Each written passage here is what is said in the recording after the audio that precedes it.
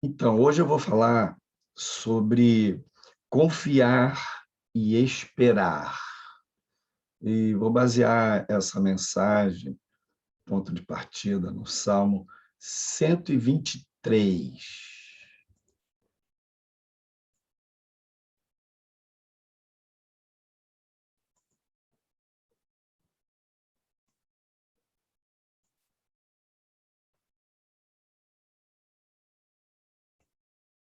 Eita.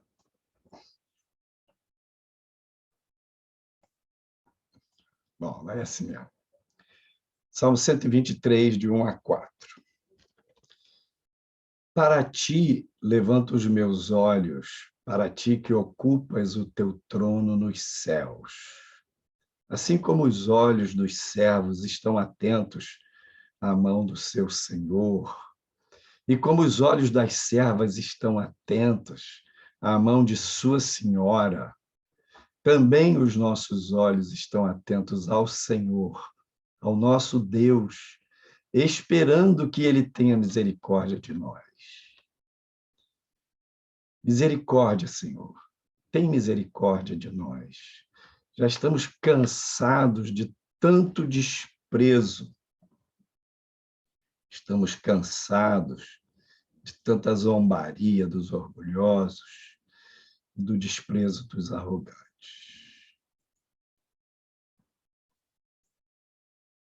Os salmos são belíssimos, né? Eles falam do humano, da vivência, da luta, da fé, mas, sobretudo, da glória, da beleza, da dignidade, da majestade, do poder de Deus, dos louvores a Deus. E o salmista começa falando, ele faz uma comparação, né? Tempo da escravidão, os senhores tinham seus servos, seus escravos, e ele observando, né, como um servo dependia do seu senhor, como ele esperava da mão do seu senhor a bênção, a misericórdia. Da mesma maneira, uma serva, uma escrava, olhava para as mãos da sua senhora, porque dali vinha os favores, vinham mais bênçãos. Ele pega esse exemplo do relacionamento de um servo com seu senhor e se percebe assim: eu sou teu servo, ó Deus, e eu espero de ti, da tua mão, a tua bênção, o teu favor. E esse salmo, ele clama pedindo a Deus misericórdia. Senhor, tem misericórdia de nós, porque estamos cansados de tanta afronta, de tanto desprezo. E eu acho, assim, eu entendo, eu vejo que a gente pode aplicar isso para a nossa vida, porque a vida caminhada é difícil, né? A gente precisa aprender a confiar em Deus, a olhar para Deus, a ter fé em Deus, a exercer a fé. A fé, ela meio que possibilita esse confiar. O contraponto, ou o antônimo, o contrário da fé é a desconfiança. E nós convivemos com essa ambivalência, né? com esse paradoxo, com essa contradição dentro de nós. Nós temos fé, nós confiamos em Deus, nós cremos no eterno, no Senhor que fez o céu e a terra. Nós o vemos como nosso Pai, percebemos que Ele é bom, que Ele é Pai. Temos um relacionamento vivo com Ele. Mas, ao mesmo tempo, somos humanos, pecadores, e desconfiamos. Temos a nossa mente, a nossa alma, estamos conectados na terra, o mundo jaz no maligno, no mundo a gente tem aflição. Ao mesmo tempo, esse outro lado da nossa humanidade, do nosso sofrimento, dos nossos pecados, da incredulidade, porque a incredulidade é pecado, né, meus irmãos? É uma marca da queda. Jesus, diante dos discípulos, diante da multidão, diante do povo, dos fariseus, ele lamentou: ó geração incrédula e perversa, até quando estarei convosco? Muitas vezes ele lamentou, ele se espantou com a incredulidade, com a pequena fé dos discípulos. Então, a gente confia em Deus, a gente crê, mas ao mesmo tempo desconfia. Mas pensa que no caminho, nas vivências, o crer, o confiar, mediante esses apelos do pecado, os apelos da incredulidade, da desconfiança, do desânimo, o confiar é uma escolha. A gente escolhe confiar. A gente escolhe todos os dias caminhar com Deus, andar por fé. E a fé, ela realmente cresce nessa tensão. Quando a nossa desconfiança está no máximo, achando que vai dar tudo errado, a gente diz: não, mas eu espero no Senhor. Eu olho para as mãos do meu Senhor. Eu busco a Ele em oração. Eu busco de madrugada. E é impressionante, porque Deus, Ele é real, mesmo quando as circunstâncias estão muito negativas, muito adversas. O Senhor socorre a gente, atende às petições, responde o nosso clamor. Então, a caminhada ela se dá com esse exercício de olhar para Deus, de confiar em Deus, de exercer a fé em Deus e de esperar. Essa espera tem a ver com aquele assunto da dependência, depender, descansar, que eu falei naquela mensagem do Salmo 131. É uma meta na nossa vida cristã, conviver com Deus e aprender a confiar nele, a crescer na fé, de modo que a nossa fé vá se ampliando no nosso interior, na nossa mente, no nosso coração. Porque viver é difícil, as circunstâncias, elas são muitas vezes ruins. Os problemas estão aí, o mundo a gente tem aflição. E nem sempre a gente consegue mudar as coisas. Mas a gente faz o quê? Trabalha, luta para mudar, para melhorar, e ora, e busca, e espera no Senhor as soluções. Muitas vezes a gente não sabe como que as coisas vão se resolver, vão se desdobrar, mas a gente aguarda no Senhor. E é impressionante como Deus nos surpreende. Por quê? É Ele quem dá a solução. A última palavra vem dele. Então, o salmista sabia disso, ele disse: Senhor, eu estou aqui como um servo olha para a mão do seu Senhor. Espera, eu estou aqui olhando para ti, meu Pai, dizendo: misericórdia, Senhor. Tem misericórdia de nós. O Salmo termina falando do cansaço, do desprezo, da zombaria. É muito interessante isso na Bíblia, porque a nossa cultura hoje, ela tende a apontar um filme, uma novela, uma mensagem, uma pregação para um final feliz, apontar para um então foram felizes para sempre. Ah, então tudo se resolveu. Mas a Bíblia, ela nem sempre trabalha com esse tipo de ênfase. Muitas vezes, não poucas, Salmo o primeiro, muitas vezes a ênfase é no mal, a ênfase é no perigo, a ênfase é no problema, a ênfase é no ímpio.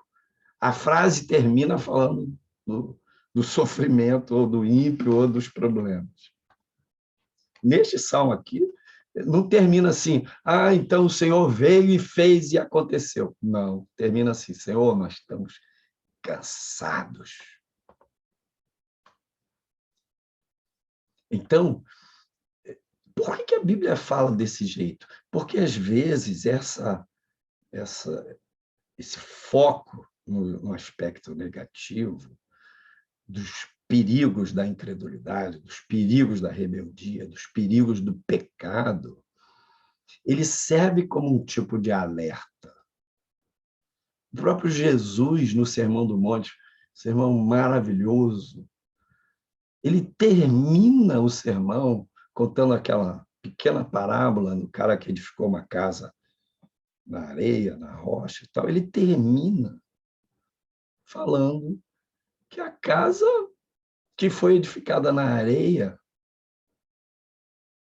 ela sofreu o impacto das correntes, das enchentes e ruiu,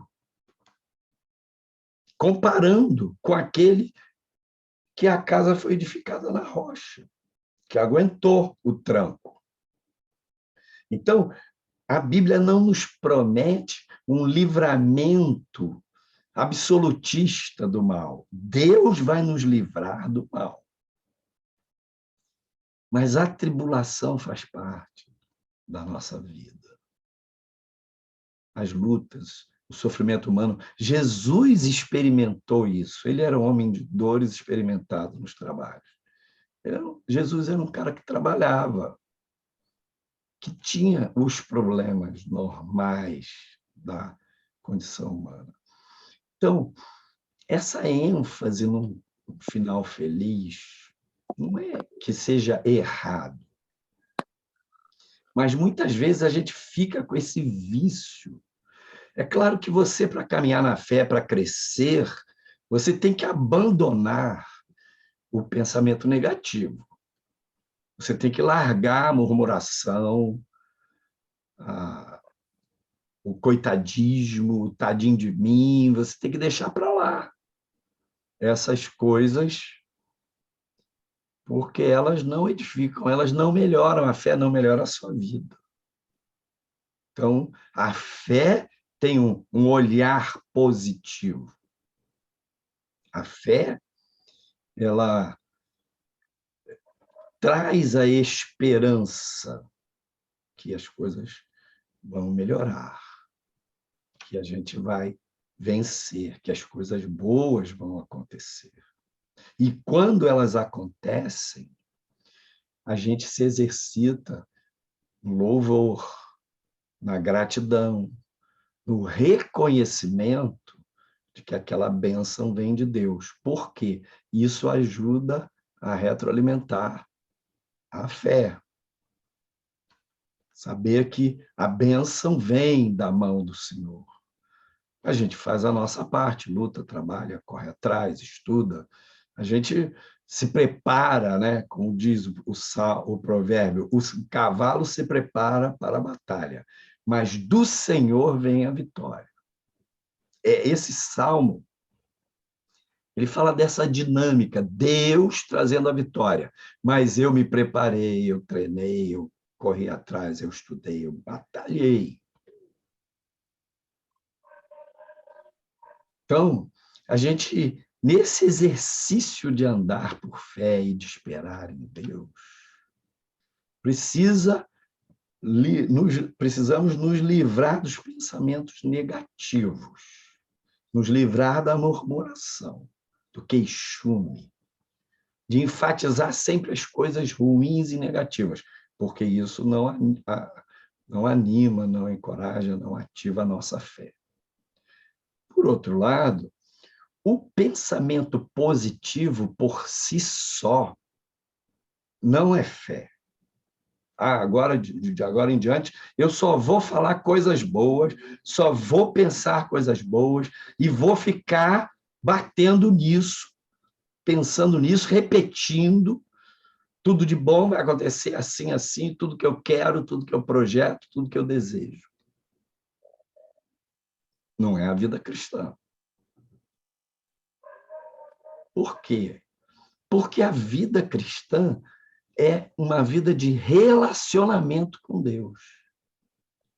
A fé, ela cresce no relacionamento. O pensamento positivo, ele é humano, ele é autocentrado. Começa em mim, passa por mim, eu me exercito na minha mente, termina em mim, eu tenho as minhas ideias, eu tenho os meus desejos, eu tenho os meus sonhos e eu trabalho a minha mente para que esses sonhos e desejos se realizem.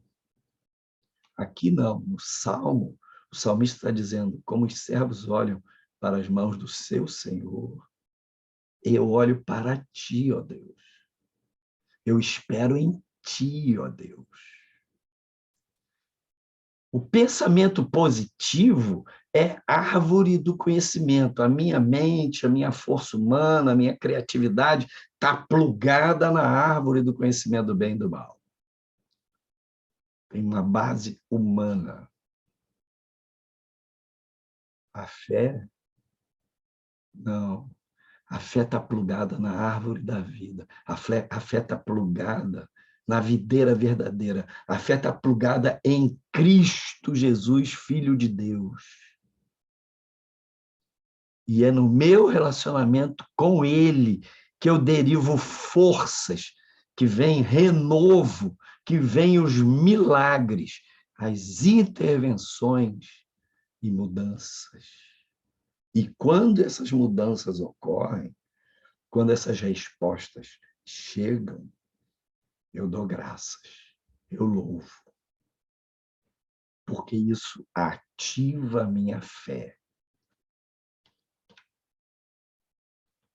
Então, é no meio da tribulação que a nossa incredulidade, que as nossas queixas se levantam, mas é ali também que a gente pode dizer pela fé, eu confio no Senhor, eu espero no Senhor. Eu aguardo a solução. De alguma maneira, o esperar no Senhor é ter fé, é continuar na fé, é perseverar na fé. Eu orei, eu clamei, eu busquei, e eu estou esperando. Continuo orando, continuo clamando, continuo exercendo a fé, aguardando a solução. E enquanto você espera e está orando e está exercendo a fé, você precisa meio que prestar atenção, seja nas circunstâncias, seja na palavra de Deus, seja no que Deus fala para você. Você precisa prestar atenção. Porque, como a fé não é pensamento positivo, embora tenha a ver com pensamento positivo, a fé é uma ação espiritual, pensamento positivo é uma ação apenas da alma. Na fé, a nossa alma, nossos pensamentos, nossas reflexões, elas podem submeter-se a essa percepção espiritual e exercício da fé. A diferença é que o espiritual está prevalecendo o pensamento humano. Mas enquanto a gente ora, enquanto a gente busca, enquanto a gente espera, a gente precisa receber feedback. Como assim? Deus pode dizer para você, você vai ter que esperar, porque essa bênção não vai chegar logo. Deus pode dizer para você assim, desiste, meu filho, isso não é para você. Ele já pode ter dito isso para você há muito tempo, e você ainda está esperando, esperando, esperando, esperando, orando, orando, orando, orando.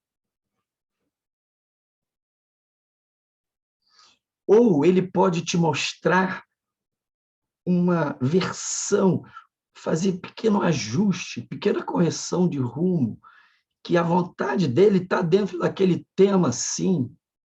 O melhor para você é aquilo, sim, mas tem um aprendizado ali que está embutido naquela espera e você não está antenado. Então, enquanto você espera, enquanto você crê, enquanto você ora, você também está aberto, como discípulo, como filho, para aprender com seu pai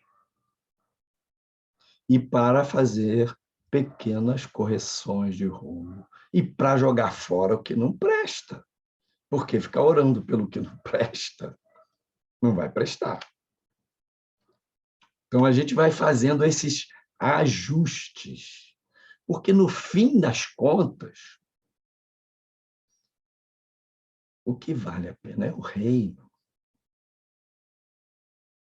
E nós não estamos aqui para orar, pedir a Deus e buscar que se instale o meu reino, que seja feita a minha vontade. Nós estamos aqui para buscar, para lutar, que venha o reino de Deus e que seja feita a vontade de Deus. E que a minha vontade vá se adequando, sintonizando com a dele. E eu vou aprendendo a esperar nele. Porque dele, por ele, para ele, são todas as coisas.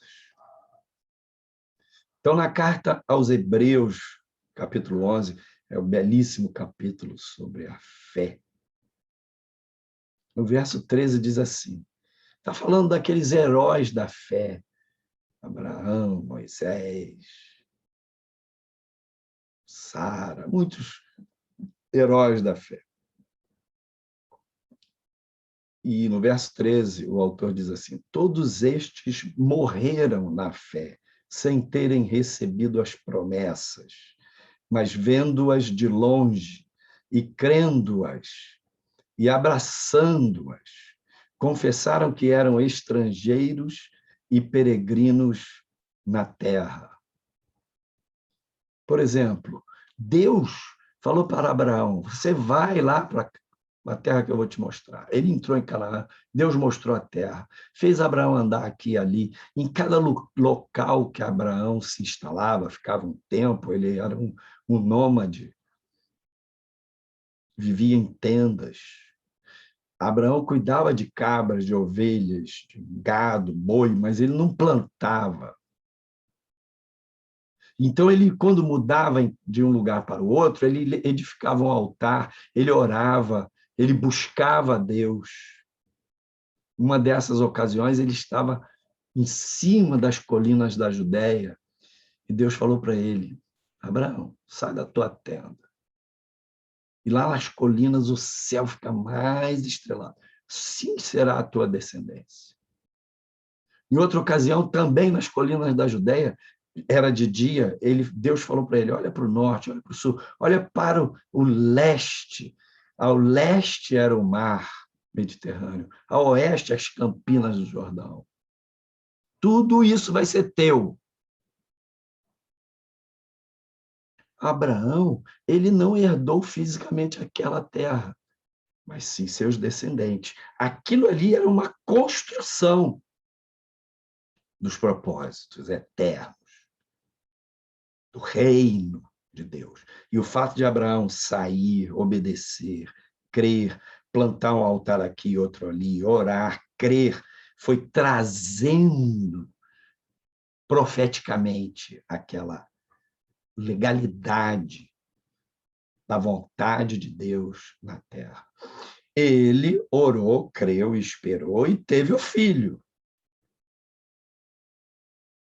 Teve Ismael e teve Isaque, aí plena promessa. Filho nasceu do ventre de Sara e foi o herdeiro espiritual das promessas de Deus. Então, nós vamos ver que na caminhada nós vamos pedir e vamos precisar fazer ajustes enquanto a gente pede. Algumas coisas a gente vai ter que descartar, outras a gente vai ter que esperar, e outras a gente vai morrer esperando. Por quê? Porque elas dizem respeito ao reino. São coisas da eternidade que Deus deu para você pedir. Vou botar aqui na carga aqui que o meu celular está terminando a bateria. Deus deu para você pedir e aquilo tem muita importância para a sua vida e tem importância também para o reino. E você pode morrer sem receber. Mas você alcança o galardão e a graça relativa àquela batalha que você teve. E o que você, aquele território espiritual que você conquistou, está valendo para o reino. E neste versículo de Hebreus 11, 13, ele diz, todos confessaram a fé, abraçaram a fé, mas reconheceram que eram peregrinos, que eram estrangeiros na terra. Então, essa percepção da eternidade, do reino, da nossa passagem, estamos provisoriamente aqui. Isso é uma percepção importante para a gente aprender não só a confiar, crer, esperar, aprender a descansar. Porque o reino de Deus vai chegar, meus queridos. Não tenho dúvida. A Bíblia é muito forte, categórica, absoluta neste sentido. Os ímpios não herdarão a terra. Não herdarão. Mas os justos herdarão a terra. Os justos herdarão a vida eterna. Então, o cansaço bate na nossa vida muitas vezes, porque os problemas não faltam, né? Então, o salmista diz, estamos cansados de tanta zombaria. Cansados. Então, você pode estar cansado com os problemas da sua família, com os problemas de enfermidade, problemas financeiros. Você pode estar cansado do seu país, da política. Cansado do seu casamento, cansado de pessoas, do seu chefe, do seu trabalho. Muita coisa bate que não vai bem para a gente. Mas Jesus diz assim, lá em Mateus 11, 28 a 30, vinde a mim, todos os que estáis cansados e oprimidos, e eu vos aliviarei. Tomai sobre vós o meu jugo e aprendei de mim que sou manso e humilde de coração, e encontrareis descanso para as vossas almas, porque o meu jugo é suave e o meu fardo é leve.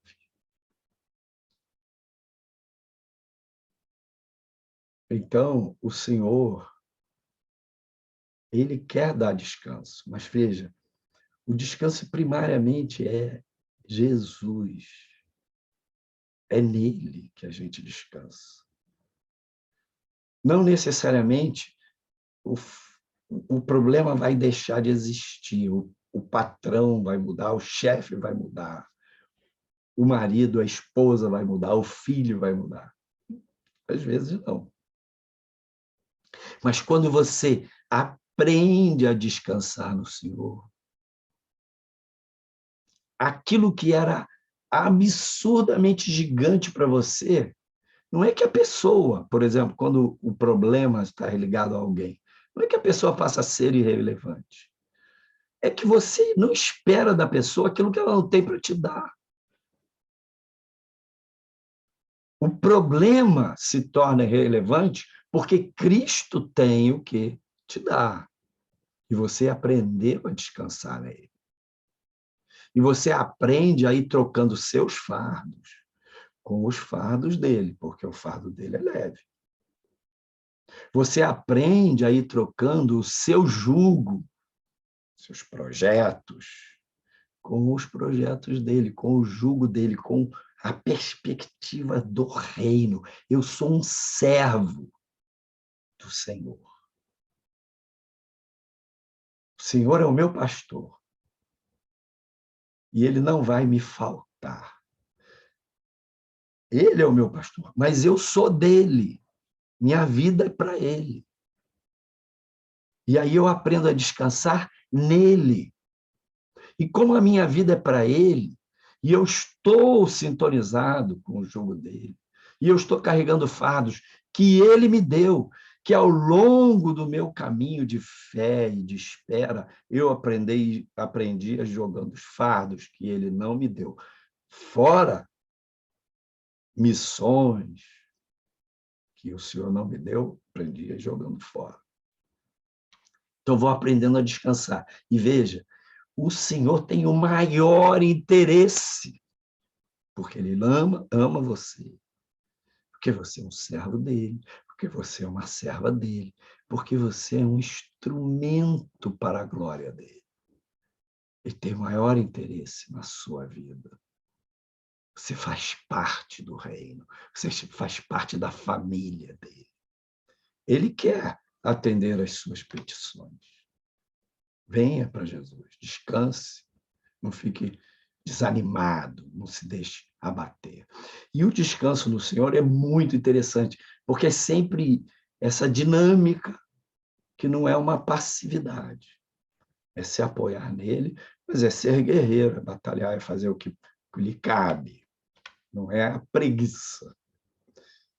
E quanto mais você descansa no Senhor, quanto mais você se apoia nesse fundamento eterno, maravilhoso, mais você vai ter fé, mais você vai saber esperar. Aí, vamos lá, o descanso é minha mão esquerda, eu descanso. Aí eu vou ter mais fé e mais vou saber esperar. Quanto mais fé e mais eu sei esperar, mais eu descanso. E uma mão lava a outra. E isso cria uma retroalimentação positiva, um círculo virtuoso. Quanto mais descanso, mais fé. Quanto mais fé, mais esperança. Quanto mais esperança, mais descanso. Ó, um monte de gente vai aprender a descansar no Senhor no meio dessa loucura, desse ritual, desse tempo difícil, Satanás levantando todos os outdoors dele, dizendo que é isso, que é aquilo. Os crentes vão vencer em nome de Jesus.